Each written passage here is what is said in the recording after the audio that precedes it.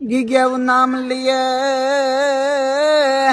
આન જો મળે ને તમને ન્યાય તો ચાંદુ આ ચાંદુ કાઠી દીપરાજ કે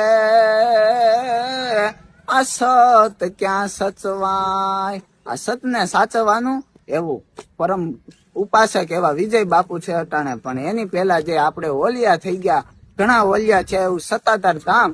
અને આ સત્તાધાર ધામે જે ગુજરાત નહીં પણ આખા વિશ્વમાં જે પ્રખ્યાતતા ફેલવી છે, આના સ્થાપક એવા ગીગા બાપુ અને એમને કંઠી બાંધનાર એવા શ્રી દાન બાપુની જે રચના હતી, કથા હતી, આખી ઘટના હતી, મેં 7મા ધોરણની અંદર મેં સાંભળેલી. અને એ વર્ષમાં મેં જયારે આ મારી 4ની કલમે લખેલું અને આ કાઠીની કલમ 7મા ધોરણની અંદર 2020માં શું લખે?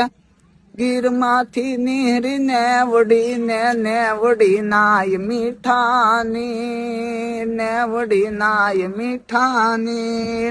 આ નીર પીવાલી ગોરી વાછરડી, નીર પીવાલી ગોરી વાછરડી, કાંટે જાયલો કાન ચલાલાથી નીકળો આપો દાન, ચલાડે થી નીકળો આપો દાન.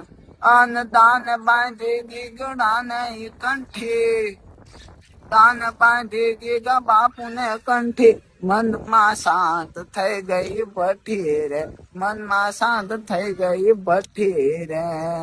પછી ગીગા બાપુ છે એને કીધું કે સતના આધારે હાલતો થઈ જા, અને જ્યાં દાદો ભાણ છે હાથમી જાય, ભલે ઉગા ભાણ ભાણ તુહાળા લવ ભામીણા, મરણ જીણ લગ માણ અમાણી રાખજે કૈસપ રાઉત. વાત આવે એ વટની, અને જયારે આબરૂનો નીલામ થાય એવે વહમે વખત સહાય કરજે હુરજ દીપા.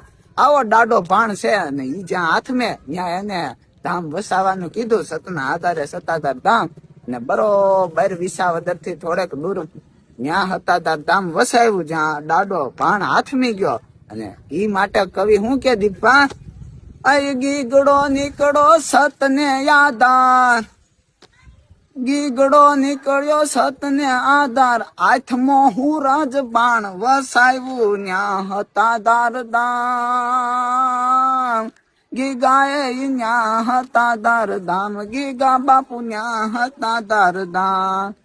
ગીરની નાની ને વડીએ તો કર્યા મોટા કામ, આપદા નાની કંઠી લઈને વસાવ્યા મોટા ધામ. સંતોએ વસાવ્યા મોટા ધામ, બાપુએ વસાવ્યા મોટા ધામ. નાનકડી ને વડી હાલી, નાનકડી ને વડી હાલી, નાનકડી ને વડી હાલી.